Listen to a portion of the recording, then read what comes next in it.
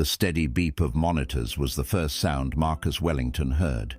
Then came the pain, a dull, throbbing ache that seemed to radiate from everywhere and nowhere at once. His eyelids felt like lead weights, but he forced them open, squinting against the harsh fluorescent lights overhead, white ceiling tiles, the antiseptic smell of disinfectant, the unmistakable atmosphere of a hospital.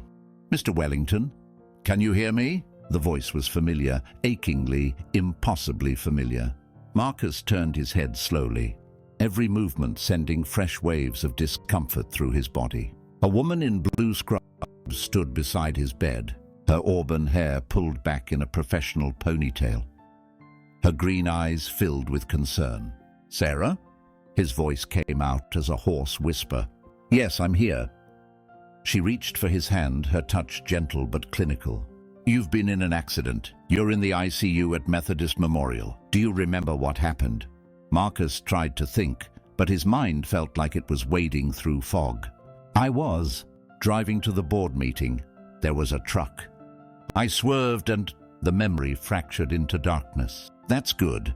You remember the accident? Sarah, or was it Nurse Harrison?" According to her badge, checked his IV line with practiced efficiency. "You've been unconscious for 3 days. You have a severe concussion, 3 broken ribs, and a punctured lung. You're lucky to be alive." Something wasn't right.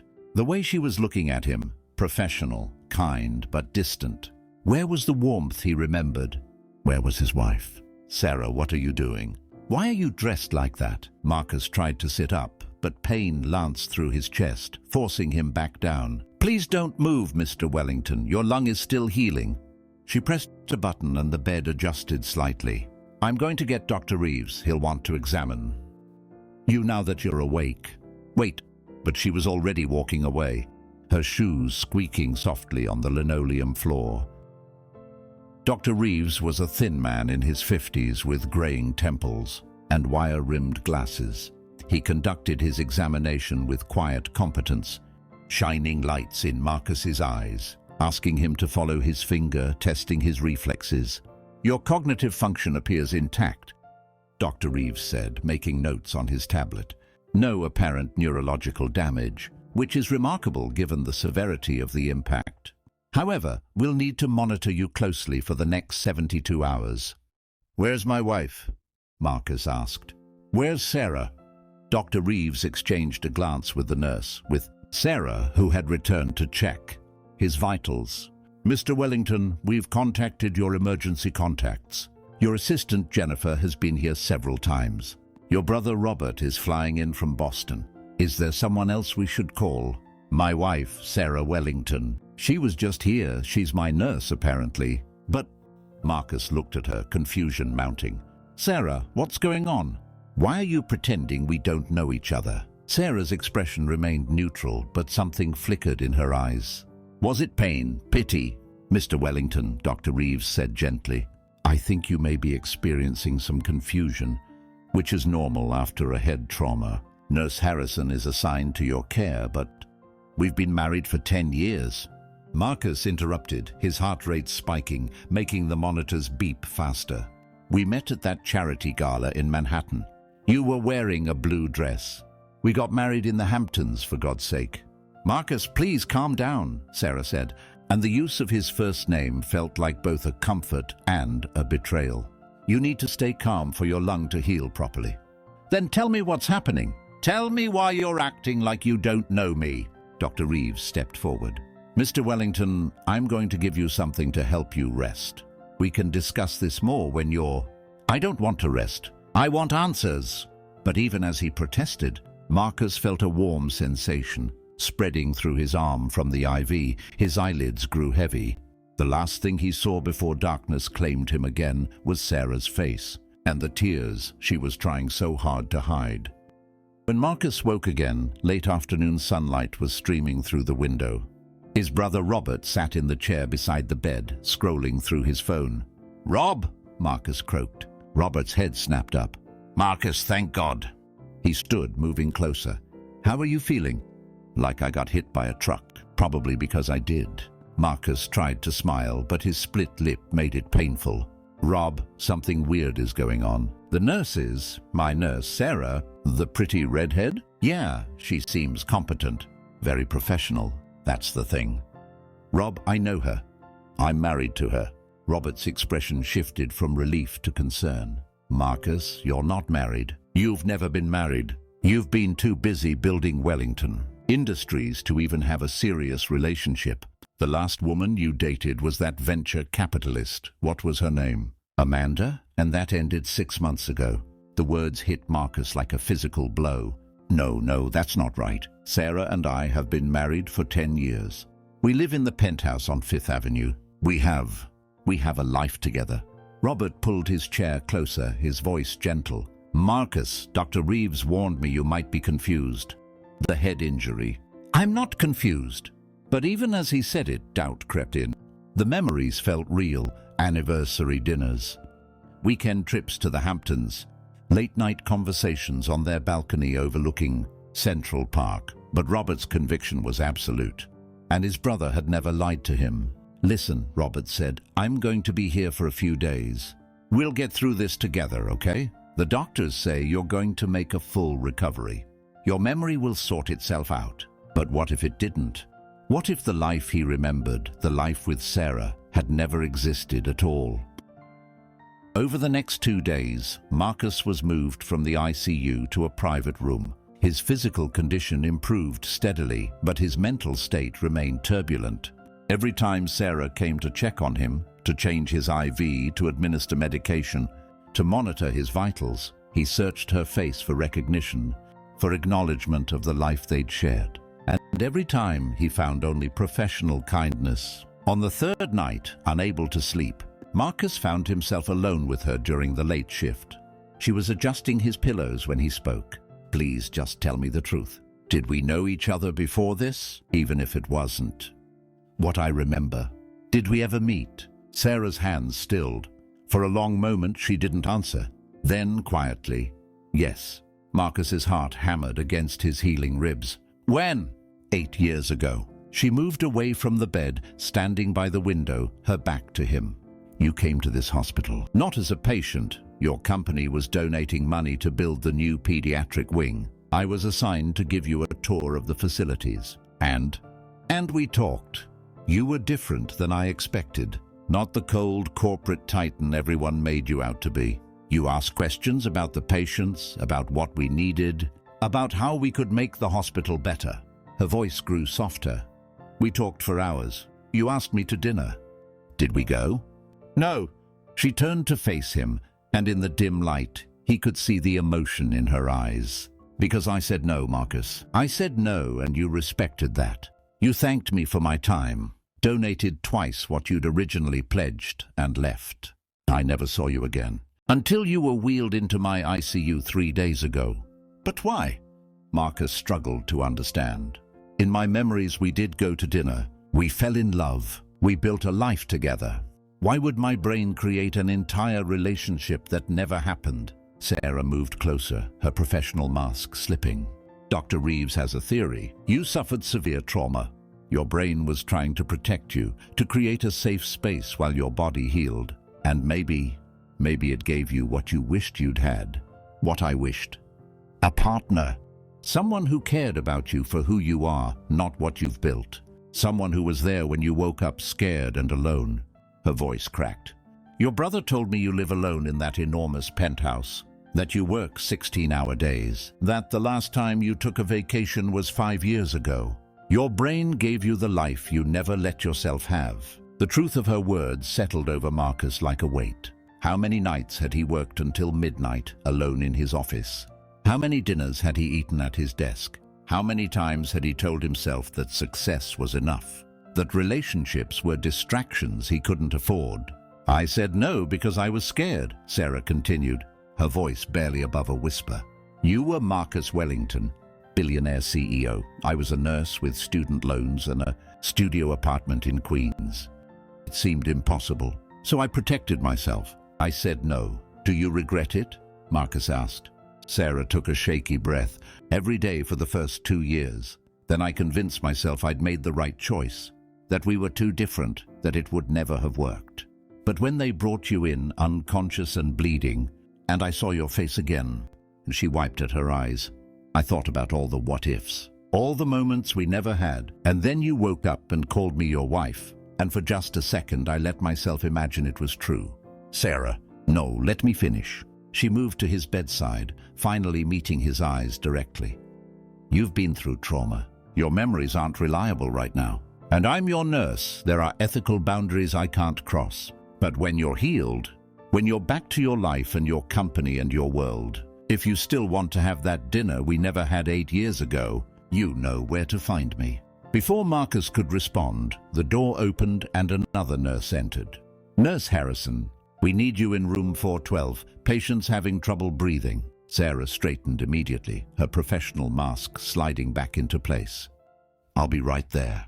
She glanced at Marcus one more time, a look filled with possibility and sadness, and then she was gone. The next morning, Dr. Reeves conducted a comprehensive neurological exam. Marcus's cognitive function was normal.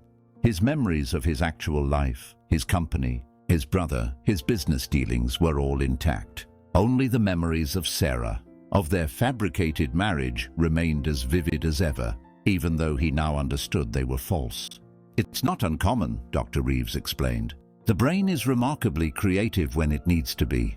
These false memories may fade over time, or they may remain as a sort of alternate reality you experienced, like a very vivid dream that never quite leaves you.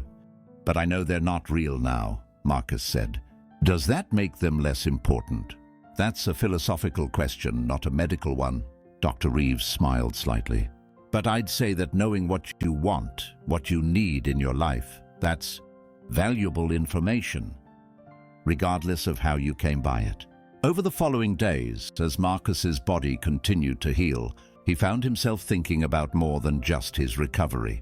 His brother brought him his laptop and files from the office, expecting Marcus to dive back into work. Instead, Marcus found himself staring at spreadsheets without really seeing them, his mind elsewhere. Jennifer, his assistant, visited with updates on urgent matters. "The Tokyo deal can wait until you're back," she assured him. "The board understands you need time to recover." "Jennifer," Marcus said, surprising himself, "how long have you worked for me?" 12 years, Mr. Wellington.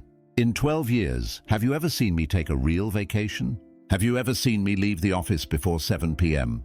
Jennifer hesitated. "You're very dedicated to the company." "That's not what I asked." "No, sir, I haven't." After she left, Marcus sat in the silence of his hospital room, a room that Sarah had avoided since their late-night conversation, sending other nurses to care for him instead, and confronted a truth he'd been avoiding for years. He'd built an empire, but forgotten to build a life. On the 7th day, Dr. Reeves cleared Marcus for discharge.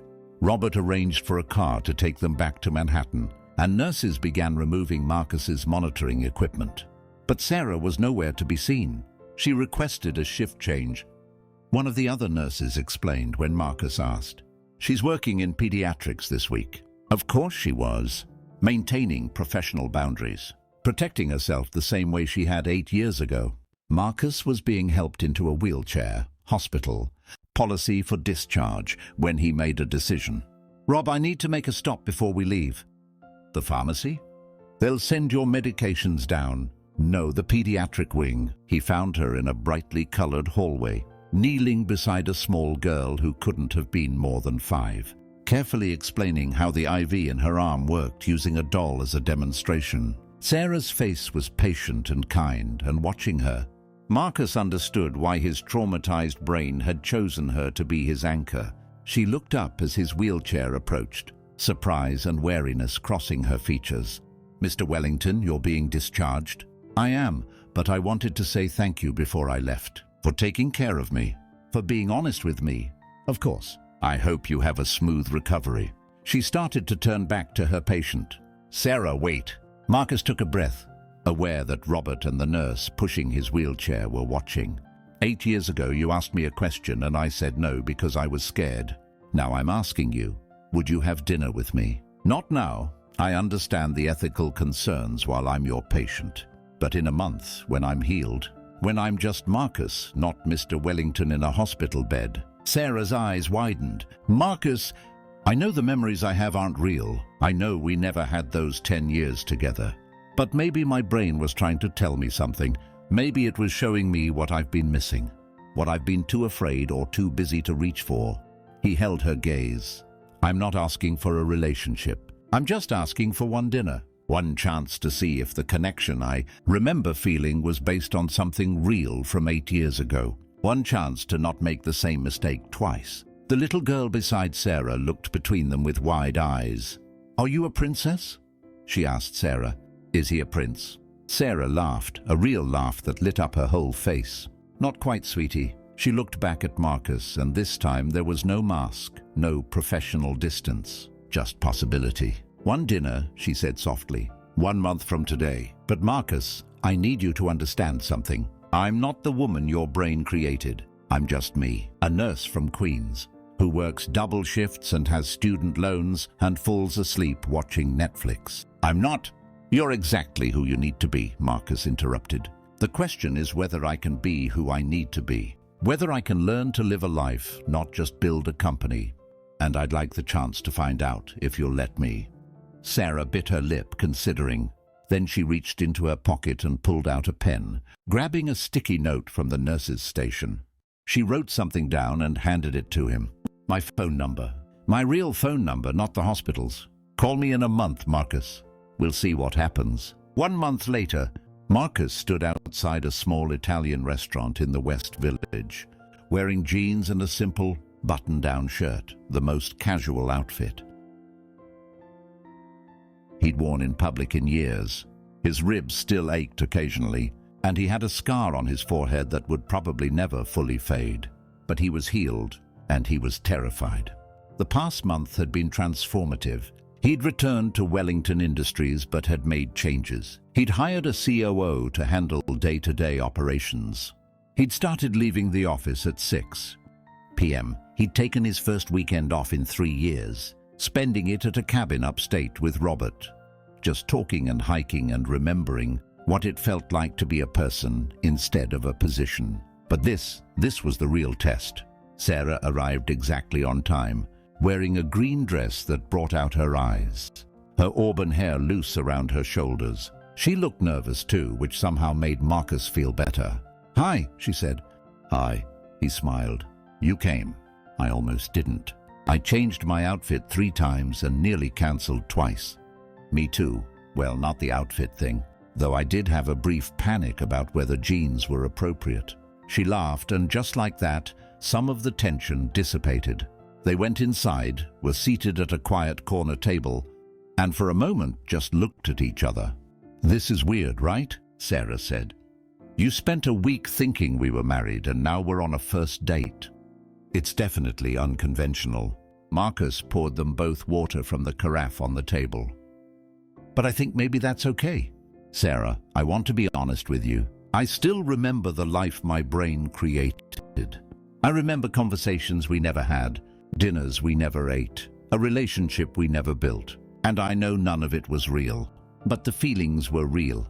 The realization that I've been living half a life, that was real. And the fact that my traumatized, confused brain chose me, to be my anchor, to be the person I imagined beside me when I was at my most vulnerable. That means something. Maybe it means my subconscious remembered you from 8 years ago. Maybe it means some part of me recognized that I'd made a mistake walking away. I don't know. But I wanted the chance to find out. Sarah was quiet for a moment, twirling her water glass. When they brought you in and you were unconscious, I read your chart. Marcus Wellington, age 38.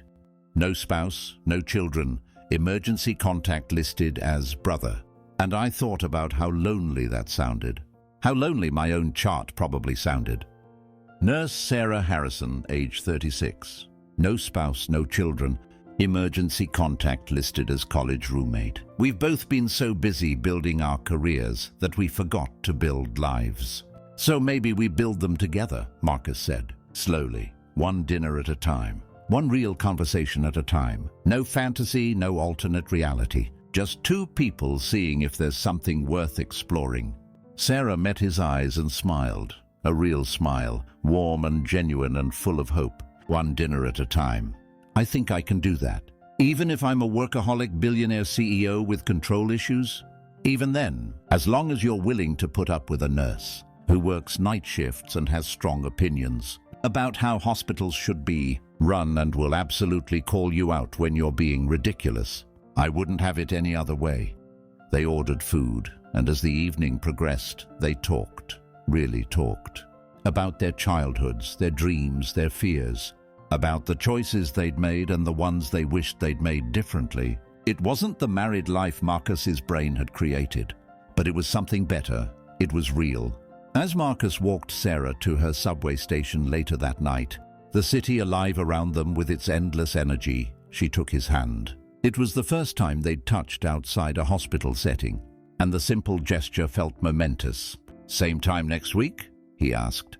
"Same time next week," she confirmed. "But Marcus, I need you to understand something. This isn't going to be like those memories. It's not going to be perfect. We're going to have arguments and misunderstandings. I'm going to get called in for emergency shifts, and you're going to have business crises. Real life is messy." "I know," Marcus said, and he did. The past month had taught him that the life he'd imagined, the perfect marriage, the flawless relationship, had been a fantasy. But standing here, holding the hand of a woman who was flawed and real and possible, he realized that was exactly what he wanted. "I'm looking forward to messy," he added. "I've had enough of perfect and controlled." "Messy sounds perfect." Sarah laughed and stood on her toes to kiss his cheek. "Then I'll see you next week, Marcus Wellington. Try not to get hit by any trucks between now and then." "I'll do my best." He watched her descend into the subway, and for the first time in years, maybe in his entire life, Marcus felt something he hadn't expected. Hope.